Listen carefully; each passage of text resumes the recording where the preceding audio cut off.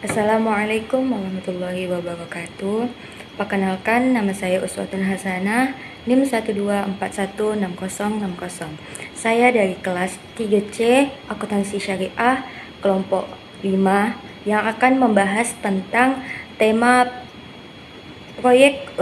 laporan proyek usaha Amin Coffee.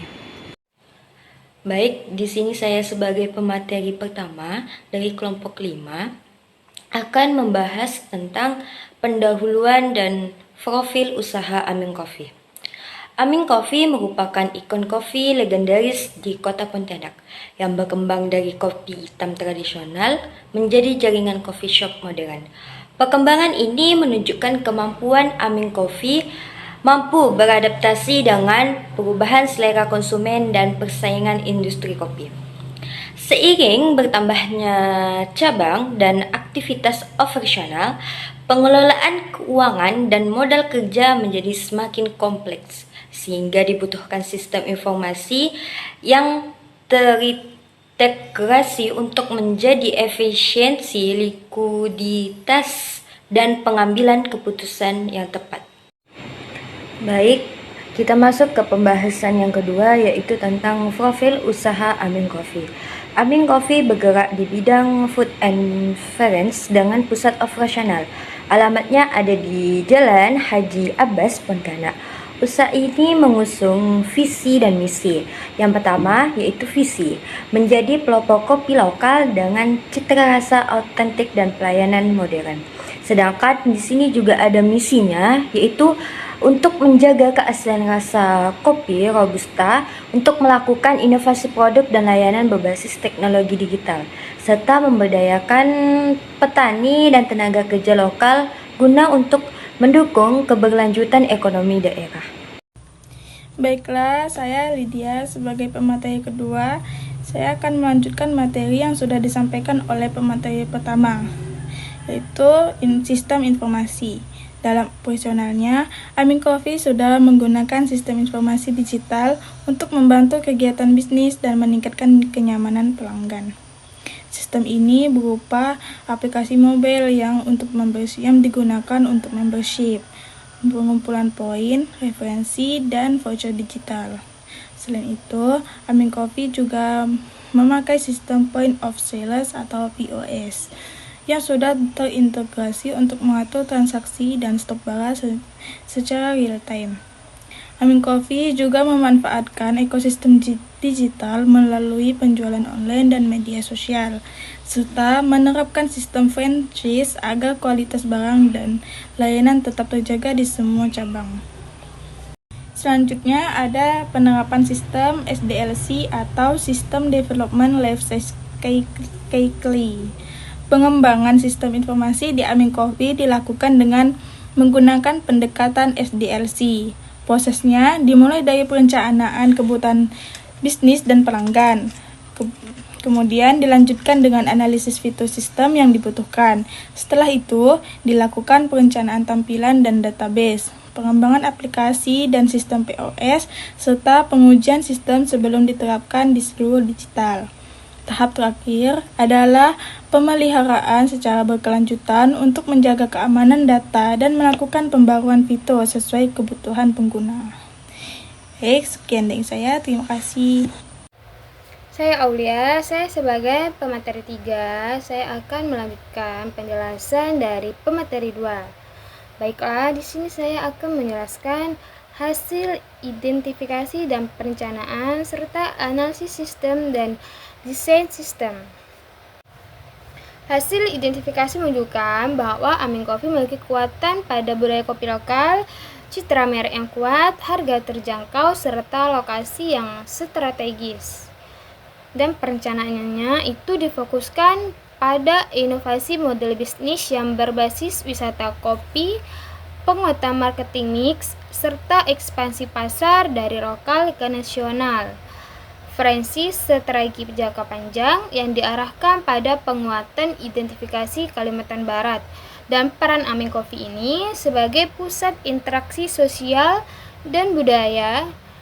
Yang saya jelaskan sebelumnya. Jadi, Aming Coffee itu ingin tumbuh dari kedai kopi lokal yang menjadi brand nasional dengan kekuatan budaya kopi Kalimantan Barat, di mana strategisnya itu menggabungkan wisata kopi, marketing niche yang kuat, ekspansi yang lewat franchise dan branding digital dalam jangka panjang, di mana usaha Aming Coffee ini akan menjadi ruang sosial dan budaya yang memperkuat identitas daerah sekaligus menarik pasar yang lebih luas.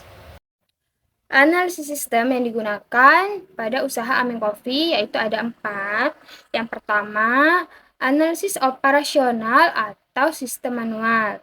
Nah, sistem ini dapat memangkas waktu tunggu pelanggan, yang seringkali menyebabkan salah pesan saat ramai pelanggan. Yang kedua, ada analisis inventaris. Nah, analisis inventaris ini untuk melacak stok bahan baku utama seperti biji kopi dan selai serikaya secara otomatis agar tidak terjadi kekurangan stok di cabang-cabang luar Pontianak. Yang ketiga, ada analisis pelanggan atau CRM. Analisis ini untuk mengenal perilaku pelanggan atau menu favorit dan jam sibuk guna menyusun strategi promosi yang lebih akurat.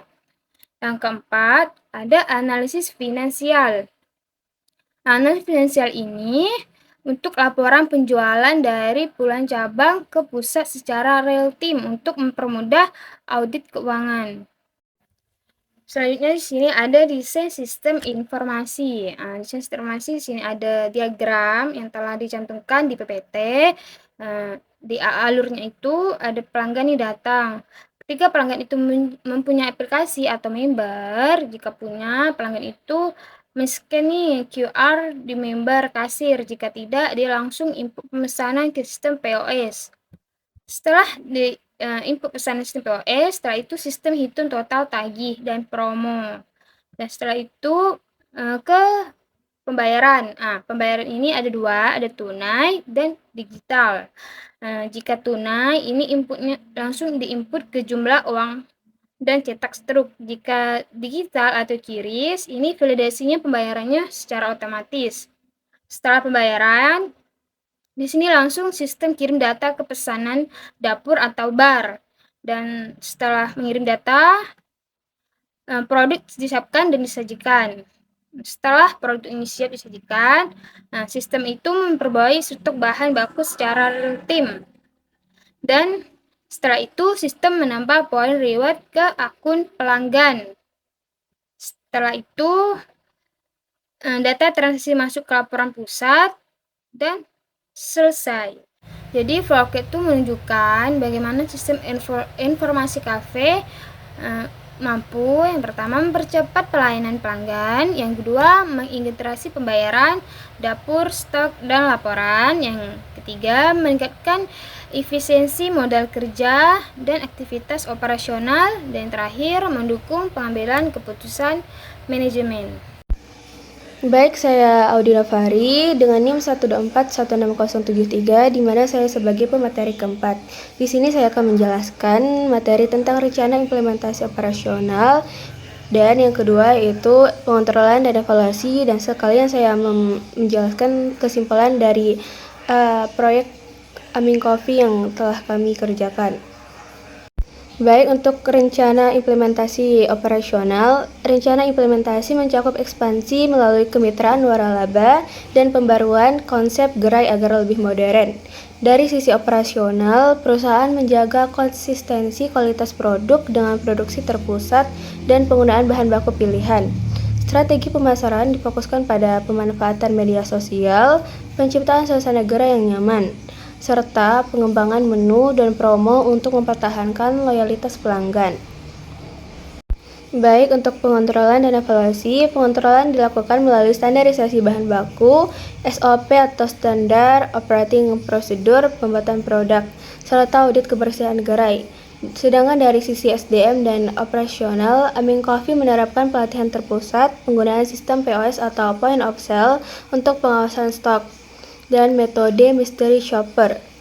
Dan evaluasi dilakukan secara berkala melalui analisis penjualan, umpan balik pelanggan, dan evaluasi keuangan guna menjaga kinerja usaha tetap optimal.